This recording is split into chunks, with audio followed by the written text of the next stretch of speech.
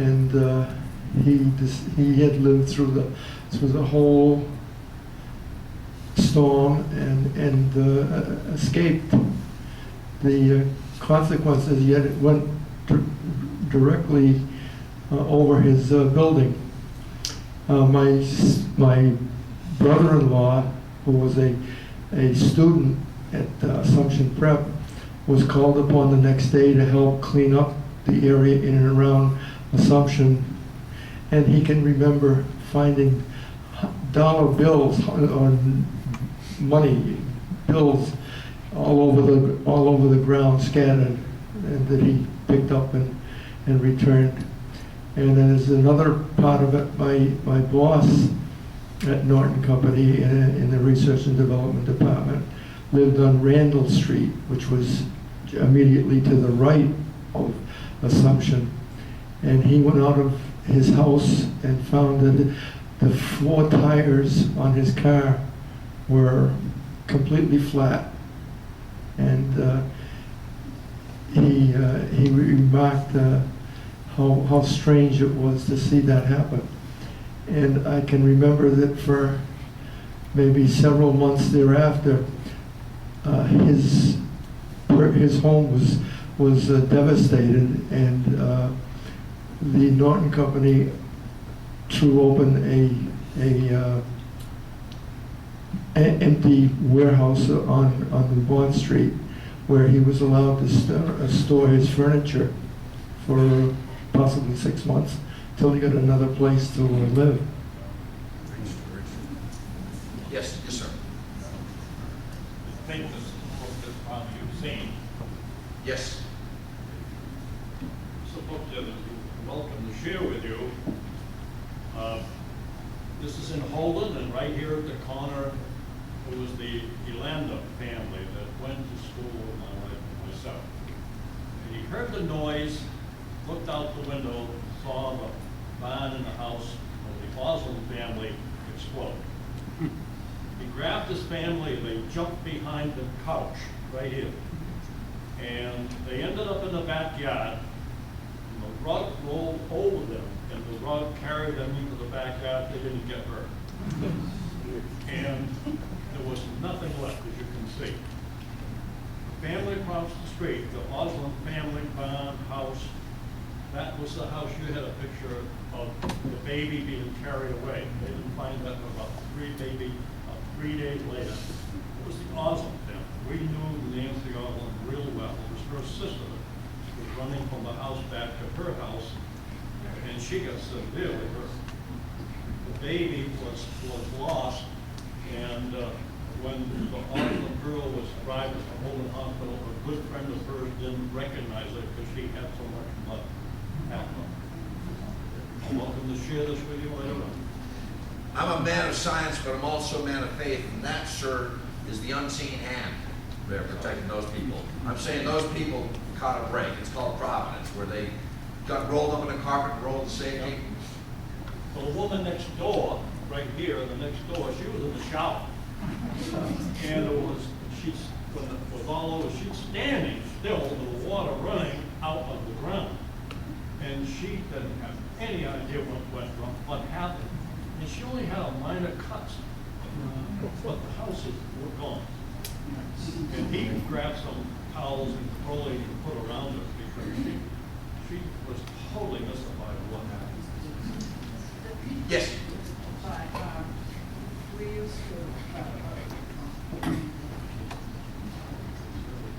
used to get the radio listen to the radio in the morning before I went to school, and it was Flint, Michigan. That was the one, and we used to get the weather forecast and things. And I said, well, it doesn't happen here. You actually said that wrong. So you used to want us to listen to the weather. Sure, because it was released, especially in the summer. Yes, sir. Raise your hand. Who saw the funnel cloud? Anybody? Amazing. I always ask that question. Nobody saw the funnel.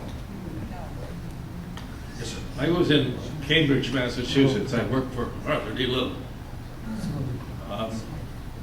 Two things.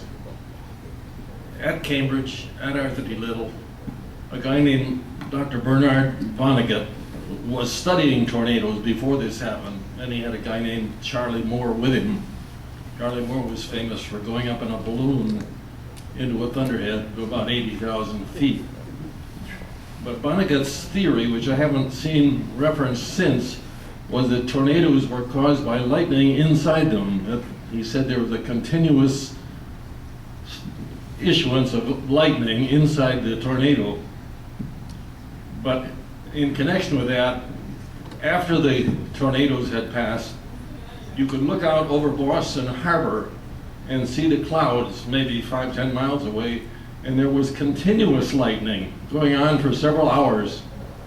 It's fantastic to watch. Yes. Just two quick follow-ups on Assumption College. When the hurricane hit, there was one central building very badly damaged. Two of the janitors thought they'd be killed, so they got into the boiler, which was off being summer. Closed the door, the whole building came down around. They didn't find them for 3 days. Oh. And they were in a panic because they were afraid the building was going to catch fire. Another case in Assumption, the National Guard were patrolling around, and they saw these two monks loading typewriters into a pickup truck and speaking to each other in language monks don't usually use. So they were over to the monks, with a monk's outfit, and wanted to know what they were doing there. And they quickly determined they weren't monks, they were hoodlums from Providence. And they found the monks' clothes lying around, they put them on, started loading typewriters. That's another light. Yes, sir.